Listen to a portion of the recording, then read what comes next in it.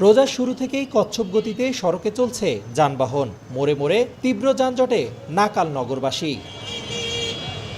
জেলা পরিষদ সুপারমার্কেট, পায়রা চত্বর, জাহাজ কোম্পানি মোড়, বেতপট্টি সহ বিভিন্ন এলাকায় লেগেই থাকে রিকশা অটোরিকশার জট। নগরবাসীর অভিযোগ, ট্রাফিক ব্যবস্থা নিয়ন্ত্রণে না থাকায় বেড়েছে ভোগান্তি। লোকের চেয়ে অটোরিকশা বেশি, যার ফলে প্রতিনিয়ত যানজট। আধা ঘন্টার রাস্তায় 1 ঘন্টায় একটা রুগী নিয়ে আমরা যাইতে পারি না। মেডিকেল মোড় থেকে এ পর্যন্ত 1 ঘন্টা সময় অতিক্রম করে প্রচণ্ড জ্যাম।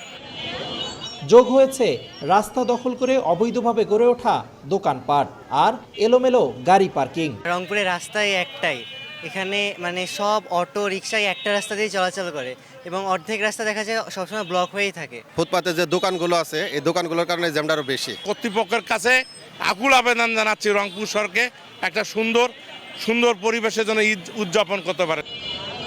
তবে পরিস্থিতি নিয়ন্ত্রণে দায়সারা আশ্বাস ট্রাফিক পুলিশের। আশা করছি আগামী 2-3 দিনের মধ্যেই ডাইভারশন দিয়ে যেতে মেন শহরটা, সিটি বাজারটা বা জাহাজ কোম্পানি মোড় বা ওই যে শাপলা চত্বর, এই অঞ্চলগুলোতে যাতে যানজট কম হয় সেটার জন্য আমরা সর্বাত্মক চেষ্টা করছি। রংপুর মহানগরে 60,000-এর বেশি অটোরিকশা চললেও অনুমোদন রয়েছে মাত্র 8,500-এর। একদিকে অবৈধভাবে রিকশা ও অটোরিকশার চলাচল, অন্যদিকে রাস্তা দখল করে দোকান, আর এতেই দুর্বিষহ যানজটে নাকাল নগরবাসী। রেদওয়ান হিমেল, সময় সংবাদ, রংপুর।